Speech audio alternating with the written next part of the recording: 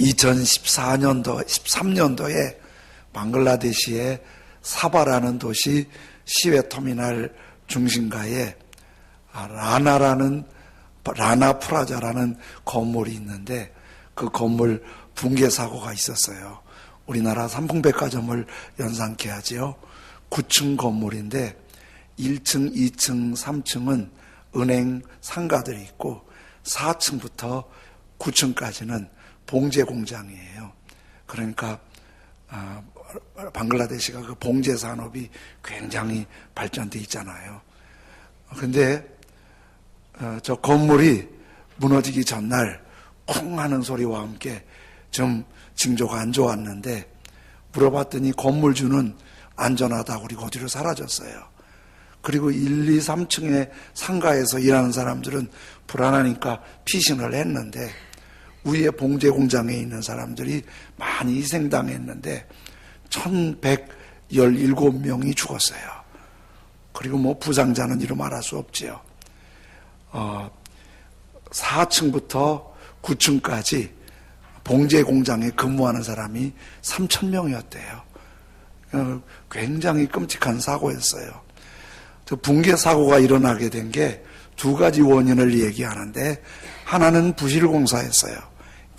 합법적으로 이렇게 건축을 지을 때는, 건물 할 때는 그 건물의 여러 가지 상황을 참조해서 견딜 수 있게 지는데 이 건축하는 사람이 건축비를 아끼려고 부실공사를 한 데다가 거기다가 건물주가 수입을 더 올리려고 불법으로 3층을 더 증축을 한 거예요.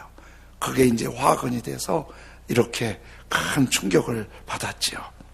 건물은 우리가 살아가는데 정말 필요합니다. 건물 안에서 생활하고 건물 안에서 추위를 피하기도 하고 더위를 피하기도 하고 건물 안에서 해충이나 짐승으로부터 보호받고 건물 안에서 일을 하고 건물 안에서 밥을 먹고 건물 안에서 장사하고 건물이 정말 필요하고 중요해요. 그런데 이 건물이 이렇게 부실이고 무너질 때는 사람들에게 너무 큰 충격과 아픔을 주는 거지요. 예수님께서 마태복음 7장 24절에 누구든지 나의 이 말을 듣고 행하는 자는 그 집을 반석 위에 지은 지혜로운 사람 같으리니, 그러니까 이제 예수님 믿는 사람을 집 짓는 것에 비유했어요. 그러니까 바위 위에 집을 짓는 사람은 지혜롭다는 거예요. 그런데 바위 위에 집을 지으려면 어렵잖아요. 우리 예배당도 이 밑에가 전부 안반이었어요. 그래갖고 큰 오크레인이 와서 정으로 두들기는데 뭐 그건 한 달을 두들겼어요. 바위 덩어리예요, 여기가. 그러니까 뭐 얼마나 힘들어요. 공사하는 사람이 나중에 힘들어 하더라고요. 워낙 바위도 또 단단해갖고 그 엄청난 오크라인에서 안 깨져요. 바위에 집을 지려면 너무 힘드는 거예요. 그런데 대신 힘은 들지만은 비가 내리고 홍수가 나고 이래도 집이 단단한 거예요. 신앙생활 할 때 하나님 말씀대로 믿음 생활 잘하는 거 좀 어렵잖아요. 근데 그게 지혜로운 거예요. 어려움이 있을 때 하나님의 보호 안에 잘 이겨내고 승리하는 거죠. 그런데 어떤 사람은 집을 모래 위에 짓는다는 거예요. 모래 위에는 쉽잖아요. 그냥 말뚝 뚝뚝 박아서 그냥 올리면 집 되잖아요. 그런데 비가 나고 그리고 홍수가 나고 바람이 불면 약하니까 무너져 버리죠. 말씀 없이 그냥 자기 편한 대로 신앙생활하면 편할 수 있지만은 어려움이 있을 때는 이겨내지 못하고 넘어지는 거죠. 그래서 신앙생활도 하나님 말씀에 따라 잘할 때 인생을 아주 성공적으로 잘 건축한다고 예수님 말씀하시죠. 그런데 오늘 성경에 이렇게 말씀하고 있어요. 요다서 1장 20절에 사랑하는 자들아, 너희는 너희의 지극히 거룩한 믿음 위에 자신을 세우며 성령으로 기도하며, 이 빨간 글씨를 새번역 성경에서는 이렇게 번역했어요. 가장 거룩한 여러분의 믿음을 터로 삼아서 자기를 건축하고 자기를 세우고 자신을 건축하고, 그러니까 우리 믿음이 이렇게 잘 건축하라는 거예요. 성령으로 기도하며 믿음으로 잘 건축하라는 거예요. 어떤 목수가 취직을 했어요. 그래서 사장이 시키는 대로 일을 해서 사장님도 좋아하고 목수도 좋아하고, 그래서 사장님도 돈이 많이 벌고 목수도 월급쟁이 하면서 잘 살았는데 나이가 들고 힘도 들고 그러니까 사표를 냈어요. 그랬더니 사장님이 아직 할 일이 있다고 조금 더 좀 남아달라고 그러니까 아니 나 이제 쉬고 싶다고. 그래서 사표가 이제 사장님이 만류할 수 없으니까, 그러면서 사장님이 목수한테 부탁했어요. 제가 부탁이 있는데 마지막으로 집을 한 채만 좀 더 줘주시죠. 그거까지 하고 끝냅시다. 그랬더니 목수가 그러겠다고. 근데 목수가 마지막까지 또 뭐 일 시키는 게 이제 마음이 떠나니까 집 짓는 게 재미가 없잖아요. 그래서 자재도 대충대충, 인부도 대충대충, 또 뭐 이렇게 전체 대충대충 집을 졌어요. 그런데 집을 다 짓고 사장님한테 집 완성됐습니다. 그랬더니 사장님이 그동안 수고했습니다. 오랜 세월 나를 위해 일해줘서 제가 일하기가 참 좋았습니다. 제가 고마워서 이 집을 당신을 위해 지었습니다. 당신이 사십시오. 근데 목수가 그 얘기를 듣는 순간 갑자기 얼굴이 화끈화끈하고 마음이 너무 불편한 거예요. 내가 사는 집 사장님이 날 줄 줄 알았으면 내가 이렇게 지지 않았을 텐데. 사실 우리들이 살아가는 모든 게 남을 위해 사는 것 같지만은 잘 사는 게 다 자기를 위해 사는 거예요. 고구려 시대 때 박정승이라고 하는 분이 정승이 있었는데, 이분이 그 당시 고려장 제도가 있어서 이 정승이 어머님을 지게에 짊어지고 깊은 산 속에 노모님 찾아오지 못할 거기로 모시고 가서 깊은 산 속에 모시고 들어가서 지게에서 어머니 내려놓고 어머니 앞에 큰 절을 하고 나가려고 그러니까, 돌아서려고 하니까 어머님이 얘야 조심해서 잘 가라. 날이 어둡다. 혹시 네가 길 잃어버릴까 봐서 내가 지게에서 나뭇가지를 꺾어놨다. 그러니까 길 잃어버리면 나뭇가지 꺾여진 그 길이 가는 길이다. 그러면서 아들은 나라법에 의해서 버리고 가는데 어머니는 나라법을 어길 수 없지. 근데 조심해서 가라는, 아들 걱정하라는 하시는데 이 정승이 내려올 수가 없는 거예요. 참아. 그래서 어머니 죄송합니다. 그리고 다시 어머니를 지게에 모시고 내려와서 나 몰래 어머님을 봉양을 했어요. 근데 그때 당나라 사신이 고구려에 왔는데 그 말을 두 피를 가지고 와서 한 마리는 어미고 한 마리는 새끼인데 어떤 게 어미고 어떤 게 새끼인지 알아맞혀 보라는 거예요. 말의 수명이 한 40년 되거든요. 그럼 빨리 자라면은 새끼 말이나 어미 말이나 구분이 잘 안 되는 거예요. 너무 닮았고 너무 늠름하게 잘생겼으니까. 그러니까 이제 당나라가 그 당시 힘이 있으니까 이거 어떻게 올무에 넣으려는 수수께끼인데 어떻게 풀지? 그래 조정해서 이걸 풀기 위해서 난리가 났는데 뭐가 어미고 뭐가 새끼인지 알 수가 없는 거예요. 그래서 집에서 이 정승도 박정승도 고민을 하고 있는데 노모님이 넌 뭘 그렇게 고민하니 묻더래요. 그래서 자초지정을 말씀드렸더니 어머님이 그러더래요. 야, 오래 산 사람은 그런 거 다 안다. 그러면서 가르쳐 주는데 말 두 마리 이틀만 굶겨라. 그리고는 이틀 후에 여물을 갖다 줘봐라. 먼저 먹는 놈이 새끼다. 애미는 절대 먼저 먹지 않는다. 그래서 굶겨놓고 먼저 대들고 먹는 놈, 그리고 물끄러미 보는 놈은 애미고 먹는 놈은 새끼다. 그래서 정승이 가서 그대로 해봤어요.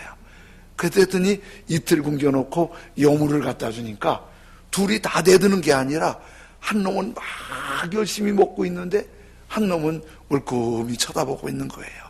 그래서 쳐다보는 게 애미 말이고 먹은 게 새끼 말이라고 했더니 당나라에서 그걸 알고 어떻게 이걸 알았냐고.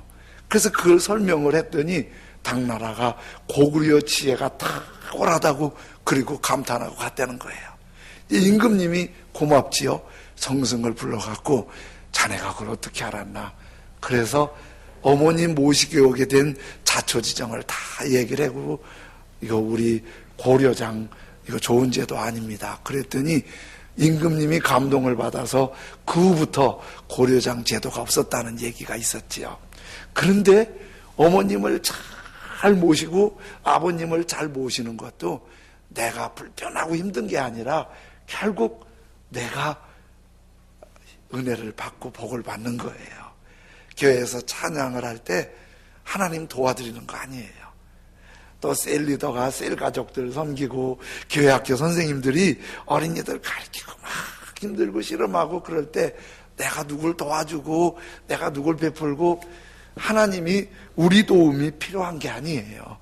하나님이 우리 도움이 필요한 분 같으면은 아이고 우리가 그런 하나님을 뭐로 믿어요. 우리 도움 필요한 분 아니에요. 우리가 하나님 도와주는 게 아니에요.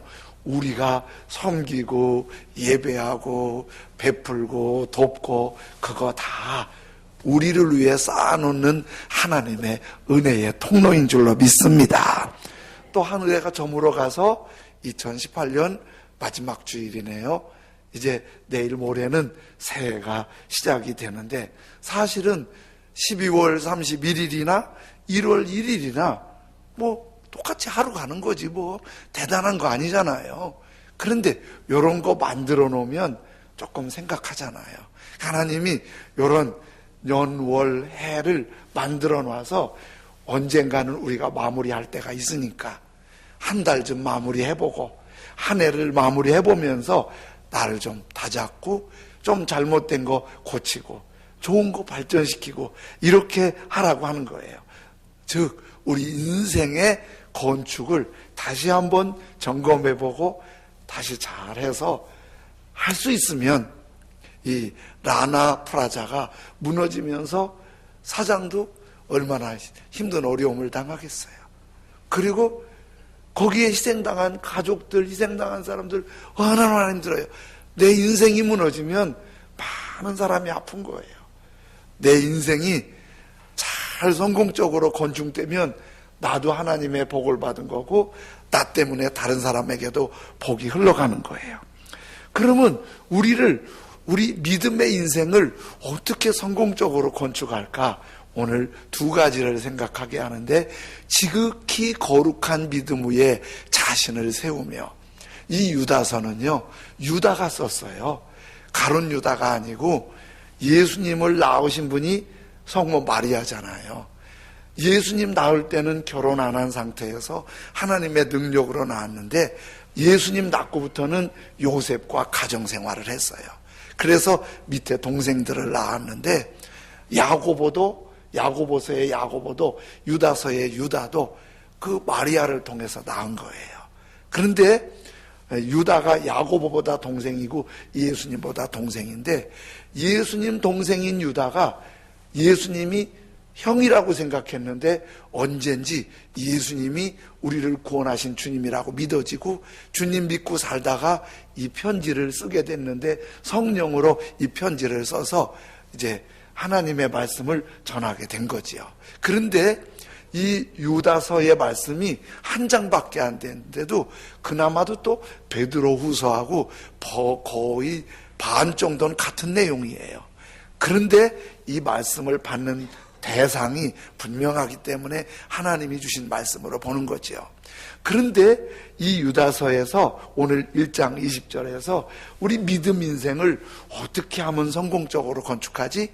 지극히 거룩한 믿음 위에 자신을 건축하며. 이게 지극히 거룩한 믿음 위에 자신을 건축한다는 말은 이게 무슨 말이냐면, 그 당시 예수님을 믿는 믿음의 사람들이 어려움 중에도 많았는데 그 중에 이단도 있었고요, 사이비도 있었고요, 그리고 거짓 가리키는 사람도 있었어요. 교회 역사에는요, 항상 교회 안은 그렇게 이단도 있고 사이비도 있고 그래요. 목사님도 이단에 빠진 사람들이 있어요. 제가 알아요. 권사님, 집사님들도 사이비에 빠진 사람이 있어요. 여기에도 혹시 그런 사람 있을지도 몰라요. 교회 생활 오래 했다고 바르게 하는 거 아니에요. 그러니까 누가 무슨 말 한 것보다 더 중요한 건 교회는 성경이 중요한 거예요. 그 성경을 근거로 하나님의 말씀을 바르게 믿고 그 믿음을 근거로 해서 자기를 건축해야 성공적인 믿음이 되는 거예요. 그러니까 우리가 항상 깨어서, 그 당시에도 이단, 사이비 막 이런 거 있으니까 그런 인간적이고 세속적이고 심지어 마귀적인 얘기를 아무리 교회 생활 오래 한 사람이고 아무리 좀 품행이 좋은 신앙의 지도자라도 성경에 어긋나면 그거는 거룩한 믿음에 자신을 세운 게 아니에요. 거룩한 믿음은 이 하나님의 말씀, 성경을 잘 배우고 성경의 하나님의 마음을 잘 이해하고 하나님의 마음을 내 마음에 꼭 간직해서 말씀에 근거해서 차곡차곡 믿음의 인생이 쌓아져야 이게 지극히 거룩한 믿음에 자신을 건축하는 건강하고 탄탄한 인생이 되는 거예요. 이게 세상에서 아주 어려운 일이 두 개가 있대요. 하나는 내 생각을 남의 머리에 넣어주는 거. 이거 힘들잖아요. 내 생각을 넣어주는 게 얼마나 힘들어요. 내가 열심히 해도 저쪽에서 뭐라도 못 알아들으면 힘들잖아요. 교회 초창기에 한 분이 나한테 상담하자고 그래갖고 예수님이 안 믿어진다고 나한테 대드는 거예요.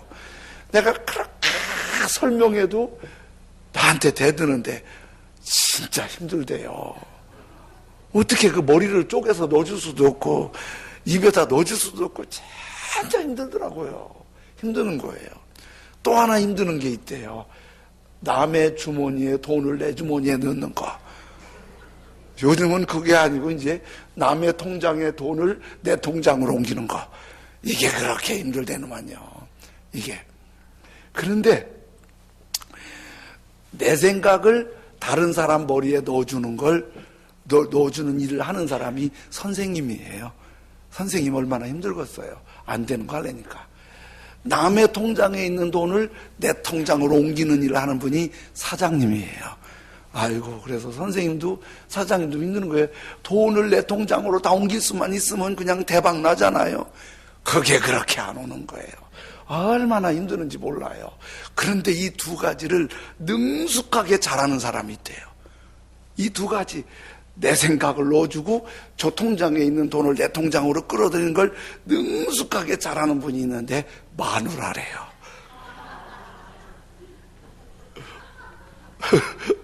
마누라는 남편이 맨날 말 안 듣는다고 하잖아요.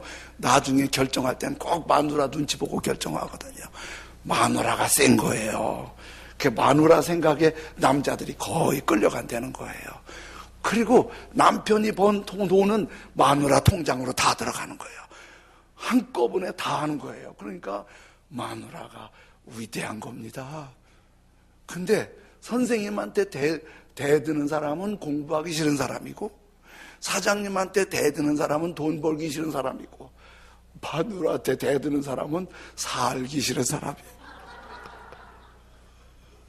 그래서 제가 그런 글을 읽었어요.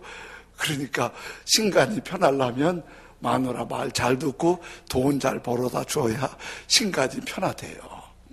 근데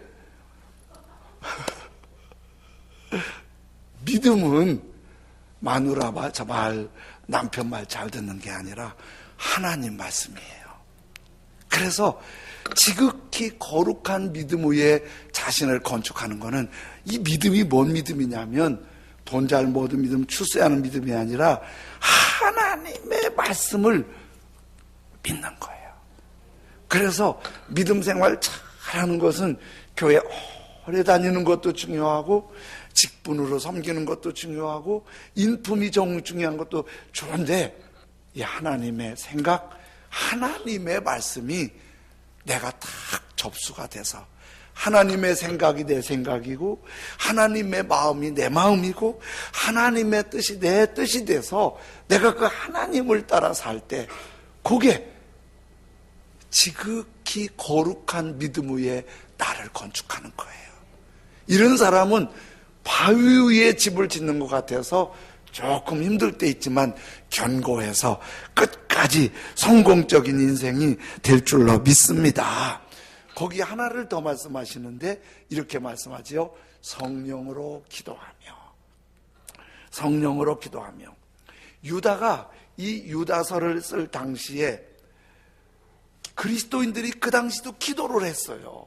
근데 성령님께서 보여주시는데 사람들이 기도를 너무 인간적이고 중언부언하고 그리고 주술적으로 그렇게 기도하는 거예요.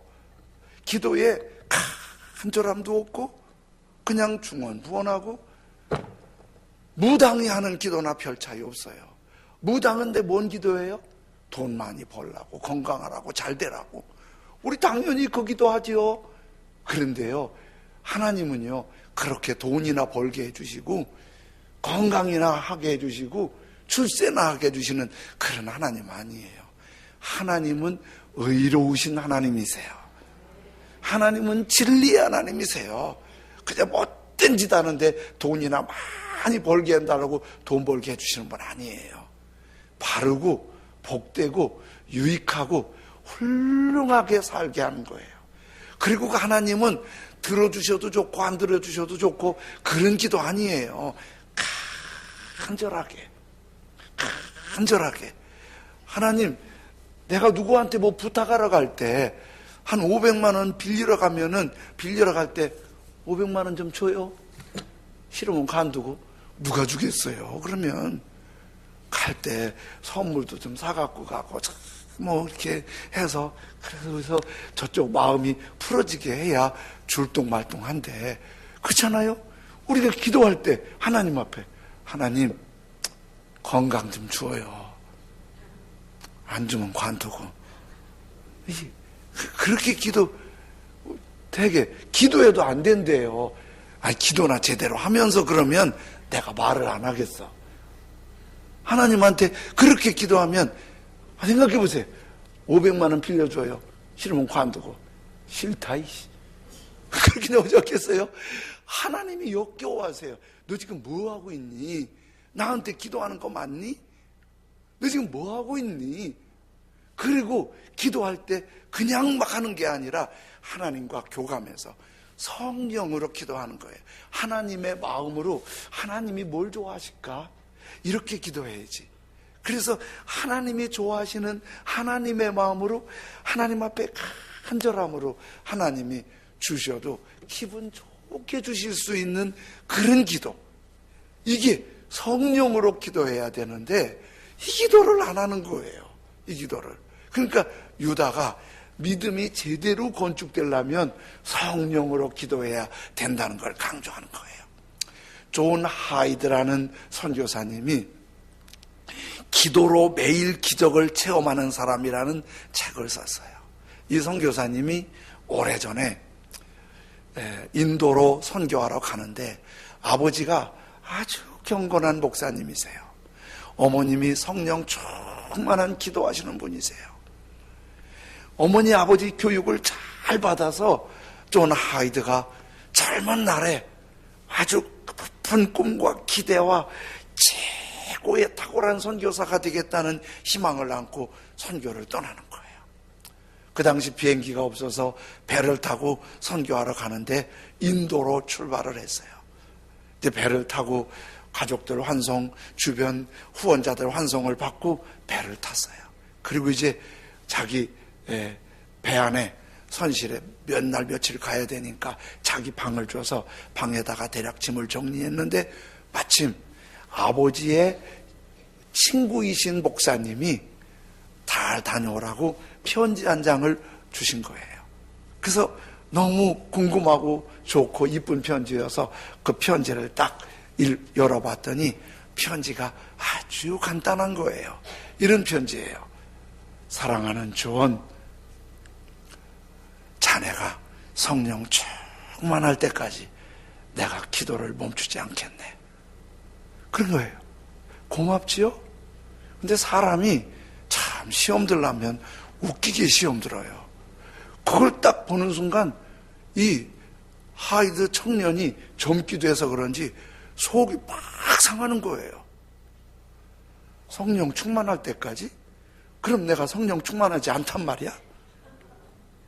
내가 지금 성령 충만해서 이 그럭저럭한 선교사도 아니고 최고의 선교사가 되고 젊은 날에 인도 힌디어를 마스터해갖고 최고의 선교사가 되려고 자부심과 강긍지를 가지는데 내가 성령 충만하지 않으면 내가 갈 수 있단 말이야? 말도 안 돼. 이거는 지금 나를 조롱하는 거야. 뭐 하는 거야? 지금 꾸에서 버리고 방 밖에 나가서 가판을 왔다 갔다 하면서 막 젊은 혈기로 내가 성령 충만하지 않다고? 목사님이 지금 날 조롱하는 거야. 날 어떻게 보는 거야? 그러면서 막 불끈불끈 막 화를 내는 거예요. 막 혼자서 막 왔다 갔다. 한참 가판을 왔다 갔다 하고 혼자 분노를 하고 바다를 바라보고 막 바닥을 치고 막 혼자서 그러다가 한참 그러다가 내적인 싸움이 생기는 거예요. 맞아.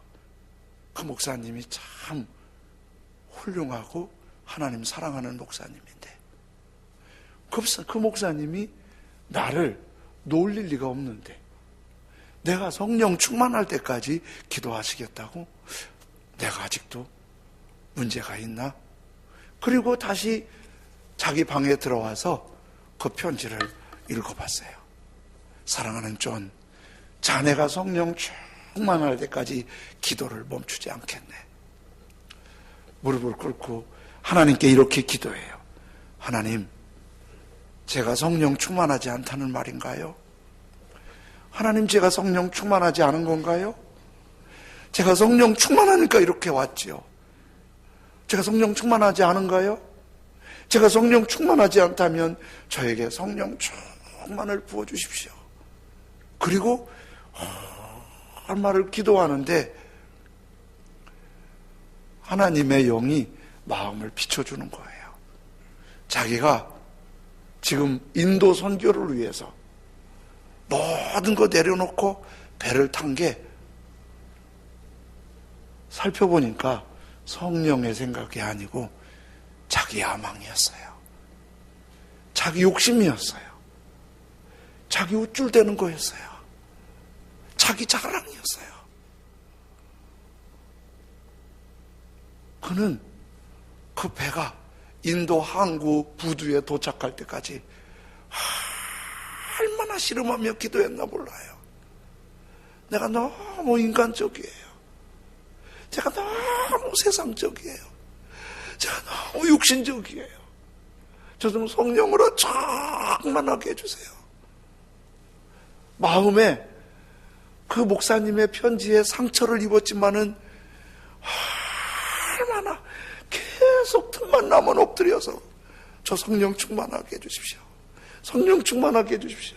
그동안은 제가 성령 충만한 게 아니라 너무 인간적이었어요. 너무 육신적이었어요. 너무 세상적이고 저만 자랑했어요. 처음에는 가자마자 인도 힌디어 공부를 해서 힌디어 시험에 합격을 해서 최고의 선교사가 되겠다고 했는데 부두에 도착할 쯤에는 무릎을 꿇고 이렇게 기도했어요. 하나님, 제가 힌디어 시험에 합격하지 못해도 괜찮습니다.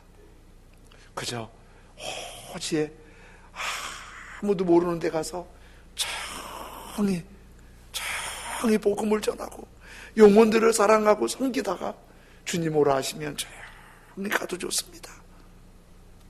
그때 육의 사람이 성령의 사람으로 바뀌고 성령의 사람으로 바뀌면서 존 하이드는 기도로 매일같이 기적을 체험하는 하나님의 사람, 인생 건축에 성공한 사람이 되었어요. 사랑하는 여러분, 우리 너무 신앙생활 하지만 인간적이지 않은가요? 저도 이렇게 가만히 제 자신을 말씀 보면서 돌아보니까 저도 너무 많이 인간적이에요. 너무 많이 인간적이에요. 너무 많이 세상적이에요. 성령을 따르지 못하고 있어요. 성령을 따르지 못하고 있어요. 말씀을 따르지 못하고 있어요. 내 인생이 하나님 앞에 부실공사되면 나도 무너지고 다른 사람에게도 너무 큰 아픔이 되는 거예요.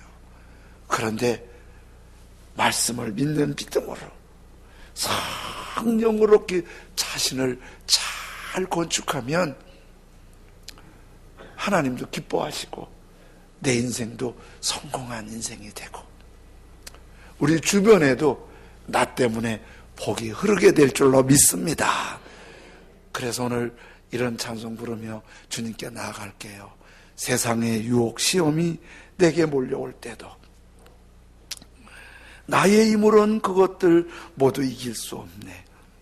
거대한 폭풍 가운데 위축된 나의 영혼 어찌할 바를 몰라 헤매이고 있을 때 거짓과 속임수로 가득 찬 세상에서 어디로 갈지 몰라 머뭇거리고 있네. 공중의 권세 잡은 악한 마귀는 지금도 우리를 실패와 절망으로 넘어뜨리려 하네. 주위를 둘러보면 아무도 없는 듯 믿음의 눈을 들면 보이는 분 계시네. 주님, 말씀을 믿는 믿음으로 성령에 이끄시는 기도의 사람으로 내 인생 성공한 건축자 되게 해주십시오. 찬송하면서 주님께 나아가고 기도하기 원합니다.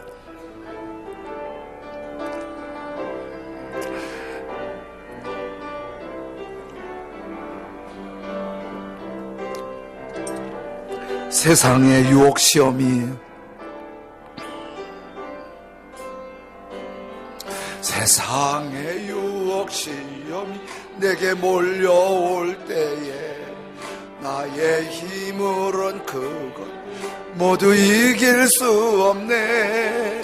거대한 폭풍 가운데 위축된 나의 영혼 어찌할 바를 몰라 헤매이고 있을 때 주를 찬양 손을 들고 찬양. 전쟁은 나에게 속한 것 아니니 주를 찬양 손을 들고 찬양. 전쟁은 하나님께 속한 것이니 거짓과 속임수로 가득 탄 세상에서 어디로 갈지 몰라 머뭇거리고 있네. 공중의 권세 잡은 자 지금도 우리 주님 실패와 절망으로 넘어뜨리려 주님 찬양 손을 들고 찬양. 전쟁은 나에게 속한 것 아니니 주를 찬양 손을 들고 찬양. 전쟁은 하나님께 속한 것. 주위를 둘러보면 아무도 믿음의 눈을 들면 보이는 분 계시네. 지금도 내 안에서 역사하고 계시는 사망과 어둠의 권세 물리치신 주님 나의 주님 주를 찬양 손을 들고 찬양. 전쟁은 나에게 속한 것 아니니 주를 찬양 손을 들고 찬양. 전쟁은 하나님께 속한 것. 거짓과 속임수로 가득 찬 세상에서 거짓과 속임수로 가득 찬 세상에서 어디로 갈지 몰라 머뭇거리고 있네. 공중의 권세 잡은 자 지금도 우리들 실패와 절망으로 넘어뜨리려 하네. 주를 찬양, 손을 들고 찬양. 전쟁은 나에게 속한 것 아니니. 주를 찬양, 손을 들고 찬양. 전쟁은 하나님께 속한 것. 주위를 둘러보면 아무도 없는 주님, 믿음의 눈을 열어주십시오. 성령으로 기도하게 해주십시오. 하나님의 말씀이 믿어지는 믿음의 눈을 열어주십시오. 성령으로 기도하게 하십시오. 지금까지 승리하게 하셨는데 우리 평생 새해에 인생 건축 성공하는 하나님의 사람으로 살게 해주십시오. 전쟁은 나에게 속한 것 아니니. 주를 찬양, 손을 들고 찬양. 전쟁은 하나님께 속한 것. 주위를 둘러보면 아무도, 우리 주님이 함께 하십니다. 믿음으로 성령의 기도로 인생을 건축하게 해주십시오. 안에서 역사하고 계시는 사망과 우리는 승리할 것입니다. 우리는 그 믿음, 그 성령으로 성공할 것입니다. 주님, 우리에게 믿음 주십시오. 성령으로 하나님이 기뻐하는 기도로 성공하게 하십시오. 우리 다 같이 한 목소리로 주님 앞에 기도드립니다. 할렐루야. 하나님 아버지 감사합니다.